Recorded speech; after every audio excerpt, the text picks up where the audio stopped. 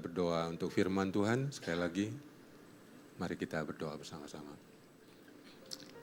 Ya Tuhan, kami adalah orang-orang yang berdosa, orang-orang yang najis di hadapan-Mu. Tetapi Tuhan sudah ampuni dengan darah yang kudus. Ampuni kami tidak begitu memperhatikan atau mencintai negara dan bangsa kami. Bahkan kami kurang memperhatikan keluarga kami sendiri, bahkan diri kami sendiri. Bantu kami melalui firman-Mu untuk belajar, untuk peduli, tidak egois terhadap kepentingan-kepentingan kami sendiri. Mulai memikirkan kepentingan dari bangsa kami, dari masyarakat kami, juga dari orang-orang yang dekat dengan kami. Ya Tuhan, kiranya berkenan mengampuni dosa pemimpin-pemimpin bangsa kami. Kiranya Tuhan berkenan memberkati akan rakyat yang sedang berjuang dengan begitu banyak pergumulan. Tuhan, terima kasih kesempatan, terima kasih untuk keberanian untuk datang di sini. Dan terima kasih Tuhan akan berfirman, dengan bantuan Roh Kudus kami bisa menangkap dan mengerti. Juga saudara kami yang ikut live streaming dari rumah masing-masing, kami doakan mereka dengan berkat yang khusus. Dalam nama Tuhan Yesus kami berdoa. Amin.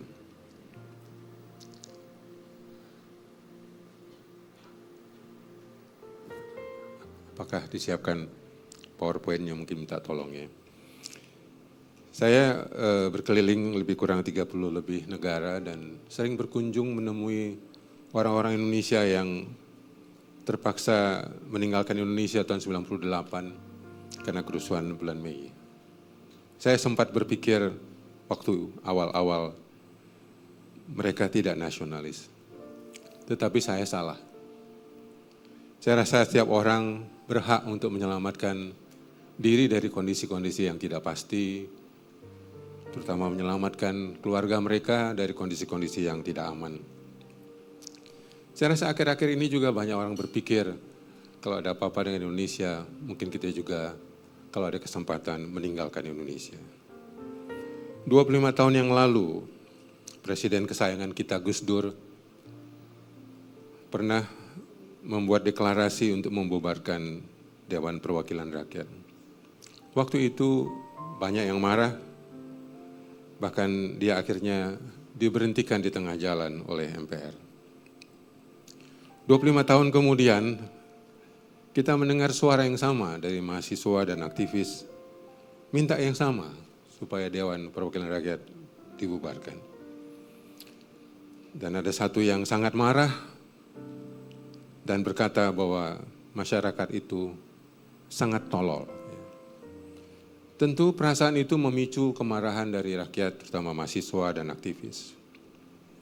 Tapi kalau kita boleh jujur ya, ketika kita lagi marah, ketika kita lagi kecewa, kita bisa saja mengucapkan kata yang sama, mungkin dengan kata goblok, tidak punya otak.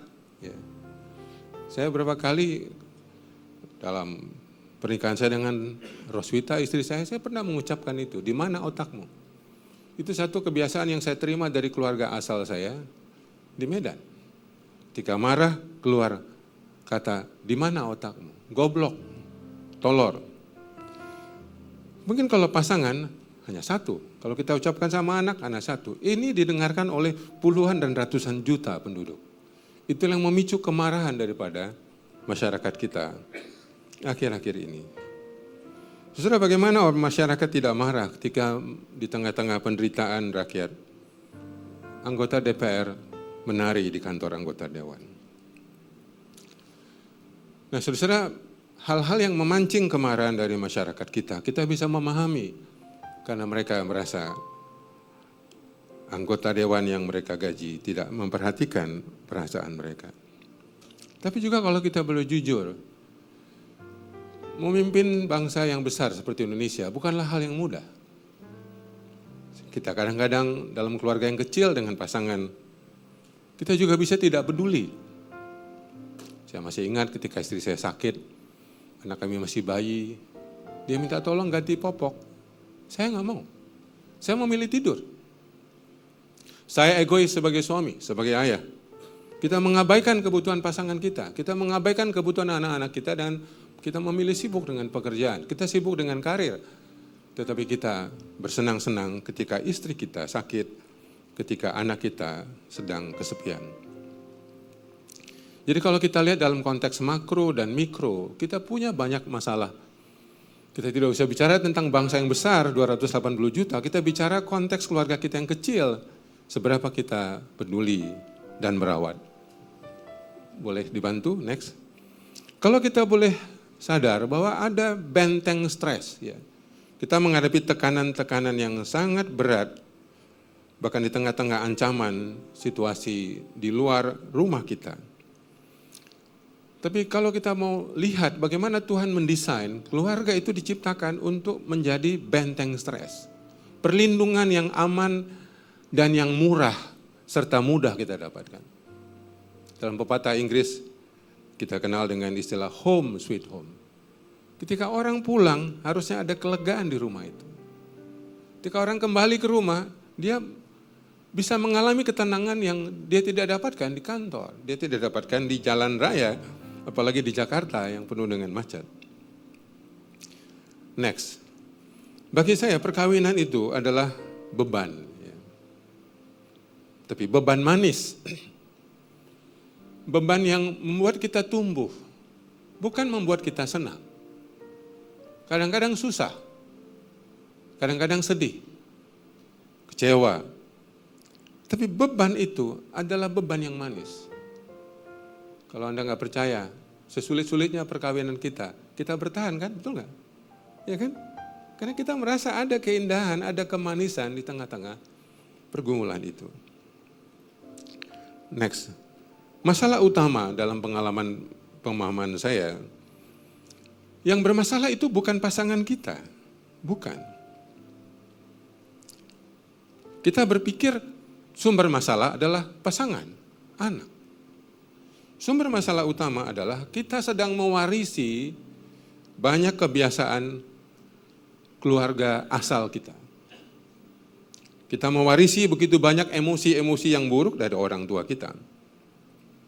Itulah pergumulan kita. 2 orang punya masa lalu yang buruk, nekat menikah, tinggal serumah. Dan saudara, itu yang kita hadapi setiap hari. Bagaimana kebiasaan buruk pasangan yang dibawa dari orang tuanya, kebiasaan buruk kita sendiri yang kita bawa dari orang tua kita, tanpa kita sadari, itulah sumber-sumber konflik yang tidak bisa dihindari. Ini keluarga asal saya, memang sengaja saya bikin mama saya saja. Itu yang dikuningin itu muka saya, itu masih mirip nggak ya? Lumayan lah, ganteng ya dari mudanya. Kami 7 bersaudara, laki-laki semua. Ada begitu banyak masalah yang kami warisi. Next. Warisan-warisan yang buruk dari keluarga asal kami adalah seperti adiksi. Ayah ibu kami pecandu alkohol, abang-abang kami banyak pecandu narkoba, saya sendiri pecandu kerja, ya, workaholic. Ya. Anak kami ada yang gameaholic, pecandu game. Yang sulung sempat pecandu alkohol waktu dia di Manila. Jadi ini warisan-warisan dari turun-temurun yang tanpa kita sadari telah mengganggu. Depresi juga adalah warisan dari 3 generasi. Emosi yang miskin, komunikasi yang miskin, konflik relasi yang begitu tinggi. Ya ada juga yang menarik dari keturunan dari orang tua saya adalah papa saya laki-laki semua, 3 anaknya laki-laki semua, 7 anak saya laki-laki semua, 2. Ya. Jadi 3 generasi punya semua anak laki-laki. Jadi memulihkan warisan yang salah itu bukan hal yang mudah untuk kita masing-masing lakukan. Kalau saudara lihat dalam sejarah Republik Indonesia, dalam sejarah demokrasi Indonesia juga sama. Ketika Gus Dur mengambil kekuasaan dari Soeharto, itu banyak sekali warisan yang buruk selama 32 tahun Soeharto memerintah. Ketika Soeharto memerintah, dia juga membawa warisan dari Insinyur Soekarno. Dan demikian juga sekarang, warisan-warisan yang terdahulu itu sesuatu yang tidak mudah diatasi. Kembali soal perkawinan, karena tema kita tentang keluarga. Lalu apa yang menguatkan kita untuk bertahan? Kami beberapa kali sedang berdiskusi untuk berpisah, karena tidak tahan dalam hubungan konflik kami, terutama di awal-awal pernikahan kami. 2 hal yang menguatkan adalah karena kita banyak dengar cerita orang-orang saleh tapi juga banyak salah. Tokoh-tokoh seperti Abraham, perkawinannya juga tidak mudah. Raja Daud misalnya, banyak drama dalam keturunan Raja Daud. Keluarga Ayub juga sama. Jadi kalau kita lihat, sebenarnya kita tidak sendiri bergumul dengan masalah-masalah orang tua kita, dengan masalah perkawinan kita. Bahkan kalau kita melihat sejarah keselamatan dari juru selamat kita, leluhur Yesus pun banyak yang berantakan. Tidak sempurna. Banyak masalah seperti Yehuda menikah dengan secara incest dengan Tamar. Keluarga-keluarga Daud itu banyak sekali masalah. Hal yang kedua, next, yang menguatkan saya pada waktu menghadapi masalah dengan perkawinan saya ialah saya mendengar cerita dari mama saya. Dia kumpulkan kami 7 anak, saya ingat itu tahun 85. 3 tahun sebelum dia meninggal. Dia berkata, anak-anak, 7, dia sebut satu-satu nama 7 anaknya. Jangan pernah ada yang menceraikan pasangan. Lihat mama. Kalian tahu penderitaan pergumulan mama. Mengurus papa kalian. Tapi apapun yang papamu lakukan, saya akan jaga sampai saya mati. Mama saya boleh dikatakan tidak ada sama sekali kebahagiaan selama menikah dengan papa saya. Kalaupun waktu itu dia menceraikan papa kami bisa mengerti, bahkan mungkin mendukung sebagai anak-anak. Tapi dia memilih untuk bertahan, memelihara perkawinan itu karena satu tekad yang sangat kuat. Sebelumnya dia menjual semua emas, berlian, rumah, tanah, mobil. 18 kilogram emas berlian kami lihat itu di Kaleng Kongguan. Untuk menebus ayah kami dari penjara karena kasus korupsi. Kami bisa melihat contoh itu, bagaimana mama menebus ayah kami dari penjara. Saya percaya penebusan Kristus tidak hanya untuk dosa-dosa kita. Saya percaya penebusannya mampu untuk menebus perkawinan kita yang sudah mati. Mati suri, yang sudah hambar, yang sudah tawar, yang sudah pahit. Oleh karena itu ketika kita mengalami perkawinan yang sulit, maka kita tetap memandang kepada Yesus Kristus. Karena dia sudah menebus, bukan hanya dosa kita, bukan hanya menebus kita dari maut, dia menebus kita dari kesalahan dan kegagalan dalam perkawinan kita maupun orang tua kita. Saudara, banyak pernikahan yang sekarang itu hampa. Kenapa? Karena kita sama sekali tidak merawat. Sama seperti republik ini, kalau demokrasi tidak dirawat, itu bisa berubah menjadi demokrasi. Kita minim investasi untuk komunikasi. Minim investasi untuk liburan. Bahkan sebagian kita tidak punya tujuan menikah. 3 minggu sebelum menikah, istri saya tanya, Yulianto, boleh tahu? Aku mau tanya. Saya bilang, tanya apa? Kenapa kamu menikahi saya? Saya gelagapan mendengar pertanyaan itu. Dan saya tidak bisa menjawab. Saya hanya bilang saya mau jadi pendeta, saya mau jadi gembala, saya perlu istri, saya nikah sama kamu. Itu jawaban saya. Kalau saya bilang ini pimpinan Tuhan, terlalu rohani. Ya kan? Saya bilang kebutuhan biologis, duniawi, ya udah paling aman gitu aja lah. Ya. Tapi bagaimana orang yang menikah tanpa tujuan? Ya berantakan, saudara, hubungan kami juga berantakan walaupun saya adalah gembala pada waktu itu. Dan sebagian kita lupa marital check-up. Kita merasa pernikahan kita baik-baik saja, pasangan kita baik-baik saja. Beda sikap kita dengan mobil. Wow, langsung ada kartu 6 bulan lagi. Bulan sekian harus tune up. Pernikahan kita pernah tune up? Pernah kita check up? Enggak pernah. Makanya komunikasi kita mogok biasa saja, nanti juga oke. Kita diam 3 hari dengan silent treatment, nanti juga ngomong. Itu sebabnya perkawinan kita, kenapa tidak sehat-sehat, kenapa tidak baik-baik saja. Nah, next. Apa dampak dari kehampaan itu? Yang paling menonjol adalah kesepian. Kita boleh serumah, tapi kita tidak bisa berkomunikasi. Ada hambatan yang sangat kuat. Seperti tadi misalnya saya berapa kali melukai istri saya mungkin dengan kata, di mana otakmu? Ada perasaan tidak berharga, ada perasaan diabaikan. Sebagian dari kita mungkin juga ada perasaan dikhianati. Mungkin bukan pasangan kita, bukan ada wanita lain, tetapi dia berselingkuh dengan pekerjaannya, dia berselingkuh dengan karirnya, dia berselingkuh dengan bisnisnya, dan dia mengabaikan saudara sebagai istri ataupun kita sebagai anak. Sebagian ini kasus di ruang-ruang counseling di mana saya bekerja, di Selalu Ada Harapan. Tidak sedikit istri hanya merasa sebagai pembantu. Bahkan lebih kasar, dia mengatakan, saya ini seperti lonte yang dibayar oleh suami saya setiap bulan. Tapi saya merasa tidak dikasih, saya seperti perempuan bayaran saja oleh suami saya. Dia nggak peduli dengan perasaan saya, dia tidak peduli dengan apa yang saya alami. Dan paling banyak adalah banyak pasangan yang tidak bisa menjadi diri sendiri karena terlalu dikontrol oleh pasangannya. Yang sangat dominan, yang sangat otoriter. Dan mereka bilang saya hanya serasa benda yang tidak berharga. Suami saya lebih sayang sama mobilnya. Dia lebih peduli sama hobinya. Dia lebih peduli sama pelayanannya. Kosong. Tapi ketika kita di gereja ya kita pasang muka yang baik-baik saja. Apa kabar? Shalom, shalom gitu. Apa kabar? Luar biasa. Padahal luar biasa susahnya sebenarnya. Tapi kita tidak akan mengucapkan kata-kata itu karena kita menjaga nama baik pasangan kita. Ini yang disebut oleh seorang psikiater Korea, Jung Jeol, dengan ego sosial. Kita menampilkan ego sosial kita yang dilihat baik.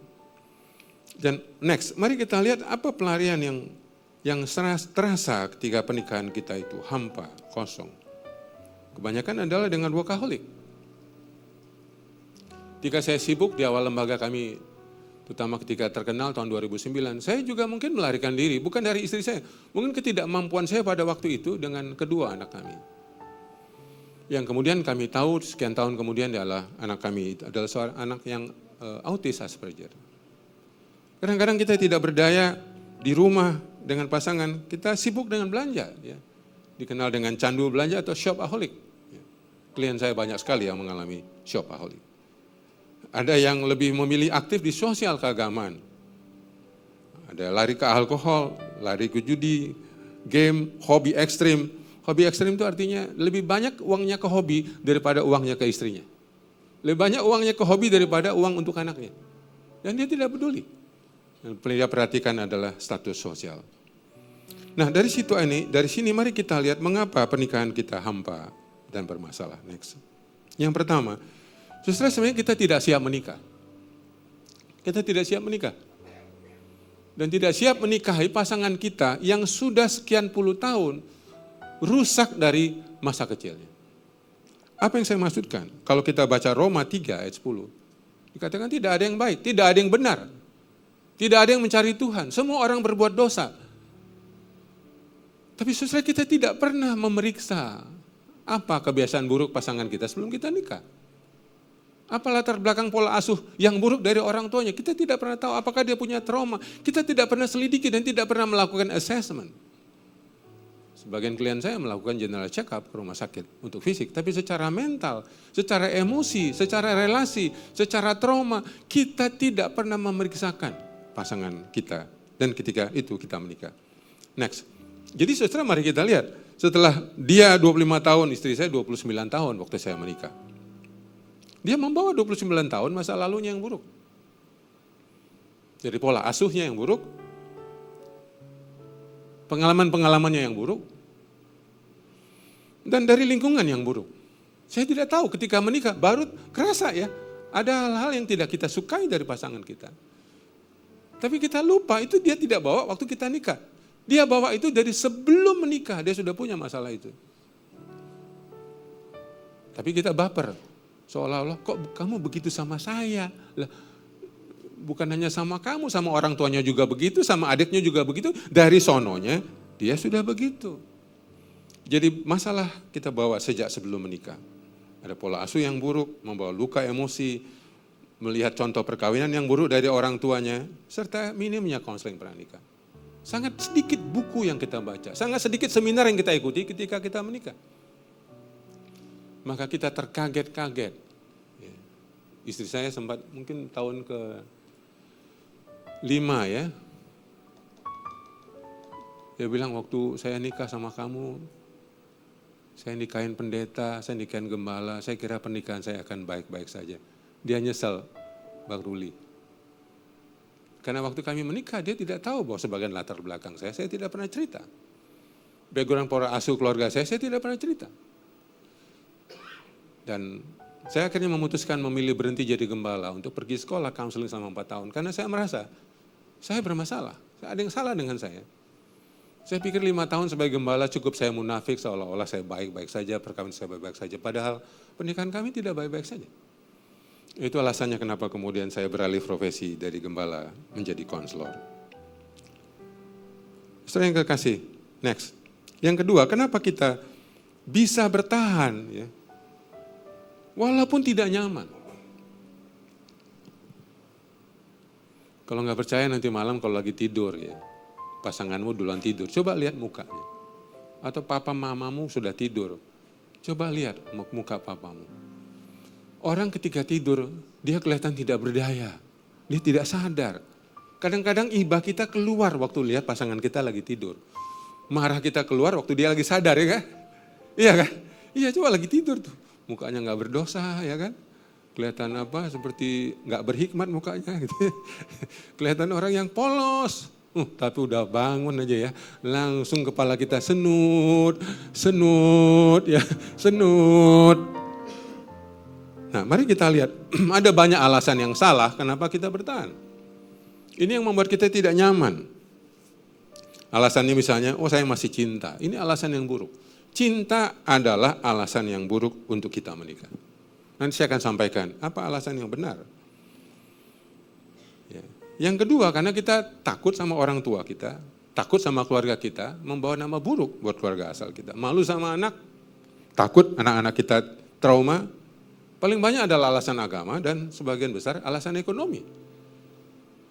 Ya, walaupun alasan terakhir ini sudah enggak berlaku sejak ibu-ibu banyak yang punya pekerjaan. Ya, 70% perceraian di Jawa Barat itu diinisiasi oleh perempuan. Dengan alasan, saya sudah bisa menghasilkan uang, saya tidak perlu suami saya lagi. Nah, tapi alasan yang benar, next adalah, karena kita komitmen kepada janji kepada pasangan kita. Kita udah berjanji. Bukan hanya di hadapan Tuhan dan jemaatnya. Kita hormat kepada janji ini. Brent Thomason, guru besar anak saya di Amerika, pernah berkata, cinta adalah alasan buruk untuk menikahi orang lain. Ya, jika hanya cinta. Sebab cinta itu datang dan pergi. Bagus juga ya kalimatnya. Cinta itu datang dan pergi. Kita nggak bisa andalkan cinta. Pagi kita cinta, ntar malam kita bisa benci sama pasangan kita. Nggak mau ngomong sama dia. Ya. Lihat mukanya aja kita malas. Jadi cinta itu bukan alasan yang baik untuk kita menikah. Dia berkata pernikahan harus memiliki dasar komitmen antara pasangan dan iman, rasa takut serta hormat kepada Tuhan Yesus. Komitmen itulah yang akan memberikan suami istri kemauan dan kekuatan untuk mencintai pasangan dengan tulus. Kata Profesor Thomason, aku tidak bangun pagi hari mengganti pampers bayiku, menyiapkan makan pagi, bekerja keras sepanjang hari, menyisihkan uang yang kudapat tiap bulan untuk tabungan keluargaku karena aku mencintai istriku. Tidak sama sekali. Aku bisa mencintai satu hari, tidak merasa cinta padanya hari selanjutnya. Bukan itu alasannya. Alasan aku berjuang untuk keluargaku adalah komitmen janjiku kepada istriku bahwa dia adalah pasangan hidupku yang akan kucintai sampai aku mati. Dan janjiku kepada Tuhanku yang aku kasihi, hormati, dan takuti. Inilah alasan yang benar yang membuat kita tetap nyaman ketika perkawinan kita tidak baik-baik saja.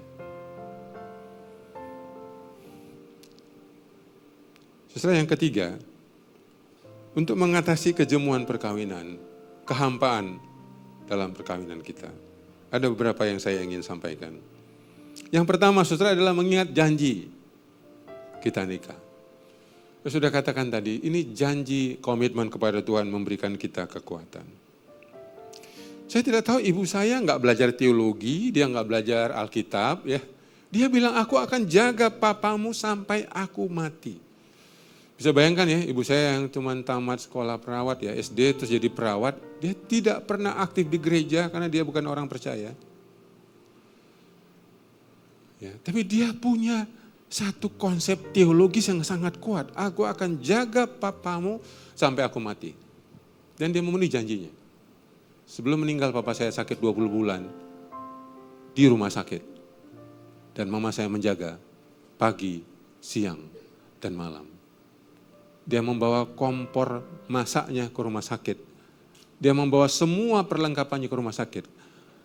Dia tidak bisa meninggalkan ayah saya. Dan akhirnya dia meninggal 7 hari sebelum ayah saya meninggal dunia. Mereka hanya berpisah, berbeda 7 hari. Tapi ini adalah warisan yang bisa diteruskan kepada anak cucu. Yang kedua, saudara-saudara, adalah kita perlu menghidupkan kembali cinta mula-mula. Reborn love.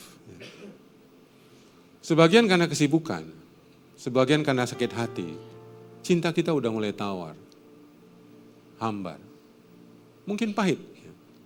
Berapa klien saya tanya, Pak, salahkah saya berdoa supaya suami saya pulang kantor, ditabrak mobil saja, dan dia nggak usah pulang sampai rumah? Pertanyaan yang menarik, salah, berdosakah saya berdoa supaya suami saya ditabrak saja, dan dia tidak pulang? Itu adalah karena akar pahit, rasa pahit yang sangat pahit, kemarahan yang sangat marah. Kami membawa pasangan-pasangan untuk menghidupkan kembali cinta yang sudah mati. Dengan cara mencoba mengenang kembali memori yang baik. Sekarang kita punya Instagram ya, jadi perkawinan muda ini boleh. Kami dulu album ya kan.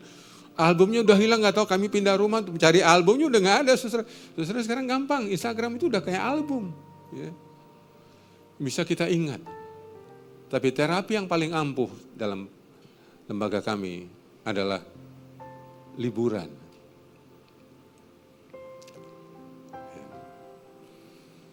2 tahun yang lalu kami merayakan anniversary ke New Zealand.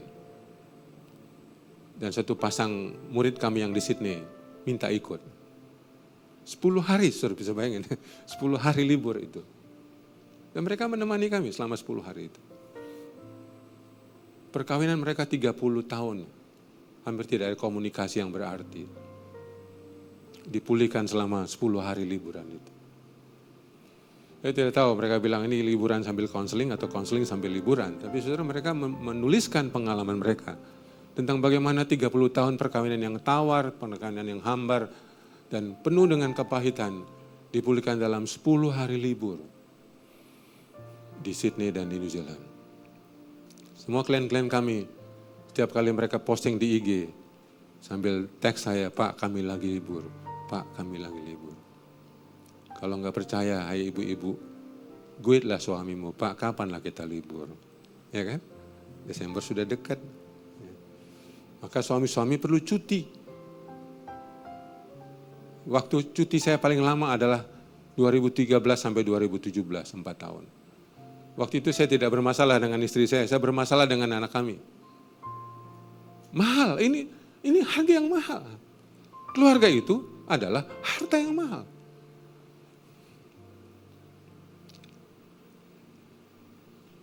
Ibu-ibu setuju nanti liburan sama suami?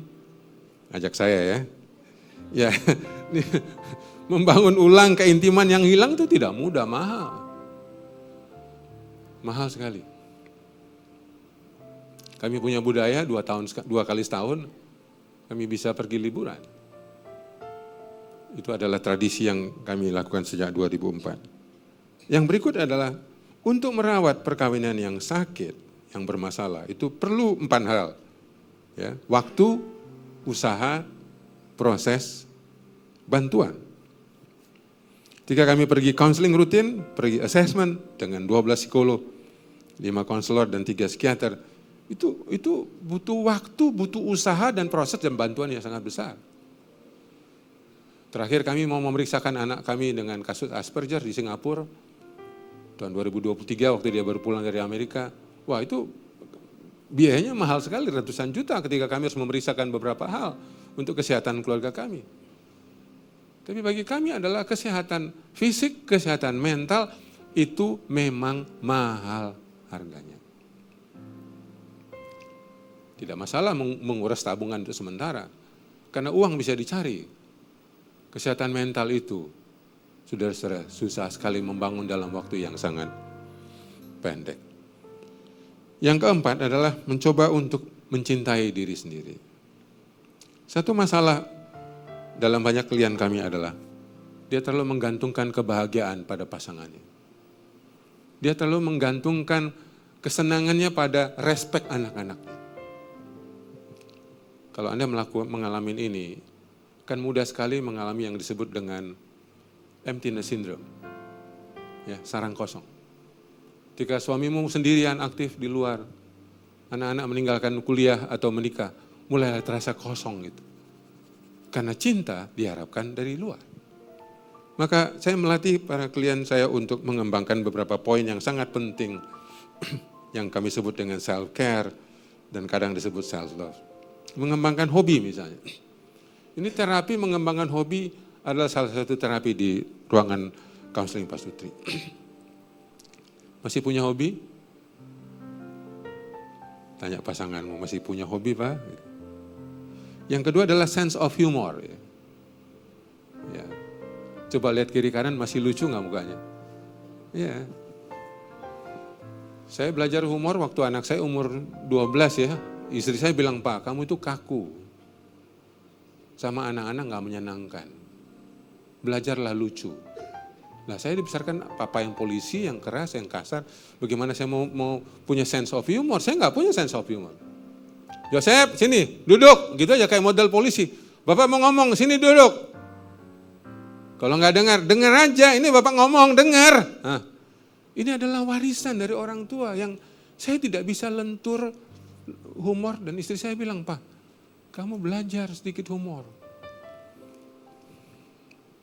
Untungnya zaman itu Gus Dur sering sekali melawak, jadi saya beli buku-bukunya Gus Dur. Iya, saya baca dan saya ketawa. Saya pikir baca aja bisa ketawa. Anak saya dengar suara saya langsung masuk kamar, sakit takutnya.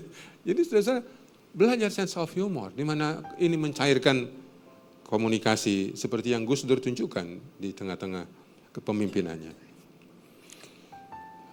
Nah, saudara, satu lagi yang terakhir adalah mencoba menjadikan dirimu bermanfaat di luar rumah. Jangan hanya pikir melayani suami, berkorban untuk anak. Sementara talenta kapasitasmu bisa berguna untuk masyarakat, untuk komunitas, mungkin termasuk live house ya. Bisa hubungi Pak Wigan, Pak Gembala, Pak apa yang bisa saya bantu gitu kan. Dan belajar untuk cuek, untuk hal-hal yang sekunder. Banyak sekali ibu-ibu, sorry ya, hal kecil ya yang diperhatikan. Sehingga saudara tidak bisa melihat hal-hal yang besar. Kita kehilangan kesempatan hal-hal yang baik karena fokus kita hanya kepada hal-hal yang buruk.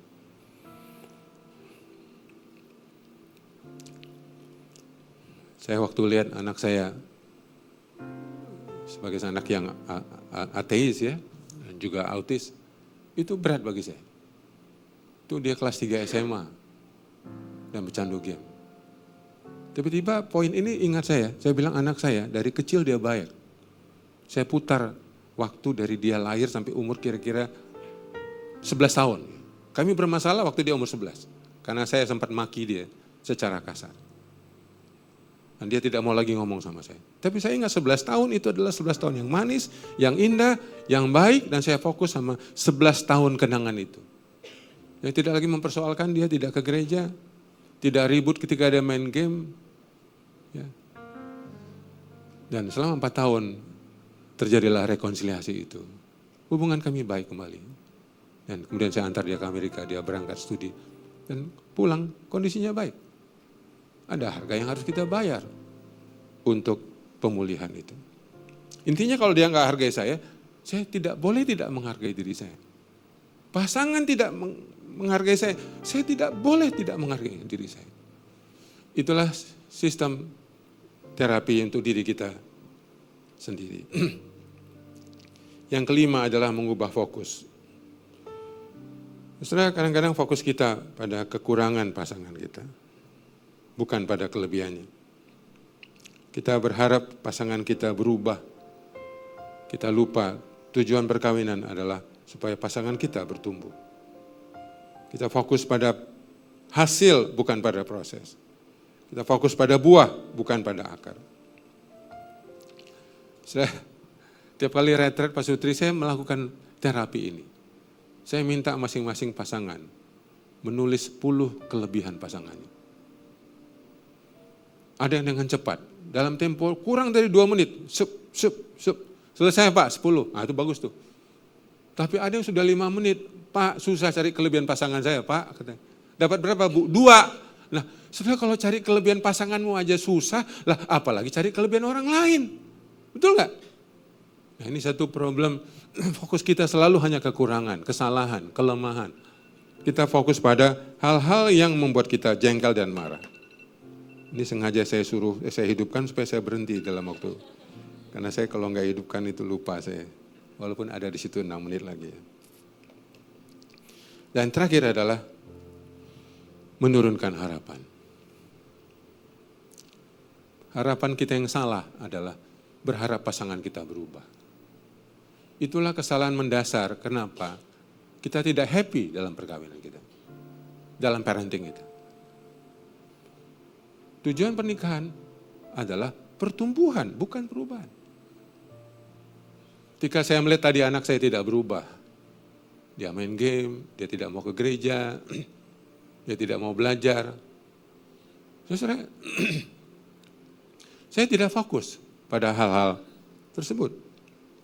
Saya tidak mau berharap dia nilainya bagus, dia ke gereja. Saya menurunkan harapan, bukan ke titik nol, saya menurunkan harapan. Ternyata emosi saya lebih bagus menghadapi dia. Gak mudah marah, gak mudah kecewa, gak mudah tersinggung, gak mudah meledak. Dan anak saya bilang, Pak, saya kalau mau berkomunikasi sama Bapak, pertama yang saya lihat adalah wajah Bapak. Enak diajak ngomong apa tidak? Kalau gak enak diajak ngomong, saya memilih tidak bicara. Walaupun aku ingin bicara sama Bapak. Dan anak saya yang sulung mengatakan, salah satu sumber depresi saya dari saya SD dia bilang, adalah kalau saya lihat Bapak pulang kantor, saya lihat Bapak kurang happy. Dan Pak, itu saya serap. Kenapa? Karena kami dekat, dari bayi kami dekat, mamanya kerja, saya mandiin bayi kami ini dan membawa dia setiap pagi. Kumpulan saya adalah pembantu dan babysitter, hanya saya bapak rumah tangga. Nah karena kedekatan ini dia bilang, entah kenapa emosi Bapak pulang kantor itu aku lihat, aku serap. Bapak Ibu percayalah, anak kita mungkin gak bicara, tapi dia lihat muka bapaknya, dia lihat muka mamanya, happy atau tidak. Kami coba memperbaiki hal-hal yang salah dalam parenting kami. Tapi sudah ingat, tujuan parenting bukan untuk kita berhasil, tapi untuk kita bertumbuh. Kalaupun kita salah, walaupun kita gagal, Tuhan kasih kita kesempatan. Dan terakhir adalah menjaga sistem keluarga. Yang kita jaga sistemnya. Kalaupun nanti kita tidak bisa mempertahankan pasangan kita, karena dia mungkin lebih banyak di luar, mungkin ada orang lain, tapi saudara kita berhak mempertahankan perkawinan itu. Karena ini janji dan kelak diwariskan. Ini saya lakukan dalam terapi untuk pasangan yang mau bercerai. Saya bilang kalau kau nggak bisa mempertahankan pasanganmu, pertahankan janjimu. Itu sebabnya sebagian mereka memilih alternatif pisah ranjang, ada yang pisah kamar, ada yang pisah rumah, tapi belum bercerai. Sementara itu mereka rutin melakukan proses counseling, bukan langsung ke pengadilan. Ya saudara yang kekasih, poin yang berikut adalah, dari janji Tuhan, Mazmur 133. Mari kita kembali ke keluarga kita masing-masing. Berkat itu ada di rumah. Tuhan memberkati kita di dalam dan melalui keluarga. Jangan cari di luar rumah. Di kantor dan di gereja adalah tempat berbagi berkat, bukan mencari berkat. Tuhan memberkati kita di dalam dan melalui keluarga. Sesulit apapun, keluarga itu adalah sarana Tuhan memberkati saudara dan saya. Mungkin saudara happy di luar rumah. Tapi saudara lupa ada kebahagiaan yang lebih besar yang Tuhan sediakan. Kalau kita mencarinya di dalam rumah. Pada akhirnya, kalau komunikasi kita sedang krisis. Jika kita sudah tidak bisa berbicara dengan pasangan kita. Atau tidak bisa berbicara dengan anak kita. Atau dengan orang tua kita. Berbicaralah kepada Tuhan yang memberikan pasangan itu kepada kita, yang memberikan anak itu kepada kita, yang memberikan orang tua itu kepada kita. Saya percaya Tuhan bisa berbicara ke dalam hati pasangan kita. lebih kuat daripada kita yang berbicara kepada pasangan kita. Bisa berbicara dengan kuat kepada anak kita daripada kita memberi nasihat-nasihat yang kadang-kadang tidak berguna bagi anak kita. Tuhan itu berdaulat. Dia bisa melakukan apa yang dia inginkan. Sementara saudara, saya orang berdosa yang sangat terbatas. Mudah-mudahan ini bisa menguatkan kita bersama di tengah-tengah rasa takut. Dan saudara jangan takut ketika takut. Takut itu normal. Ketika saudara cemas dalam kondisi yang seperti ini, itu normal. Tapi saudara memperhatikan, ada orang-orang yang dikirim Tuhan kepada kita, yaitu keluarga. Berikan waktu lebih banyak. Tuhan berkati kita.